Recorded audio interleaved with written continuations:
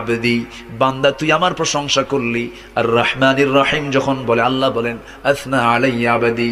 মালিক ইয়াউমিদ্দিন যখন বলে আল্লাহ বলেন মাজ্জাদানি আবদি।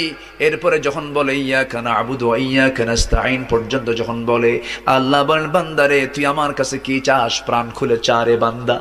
ইহদিনাস সিরাতাল মুস্তাকিম থেকে শুরু করে নিয়া ওয়ালাদ-দাল্লিন পর্যন্ত যখন বান্দা বলে তখন আল্লাহ বলেন বান্দা নামাজের মধ্যে এমন প্রেমের খেলা খেললি বান্দা তুই যা চাইলি সব আমি আল্লাহ কবুল করলাম।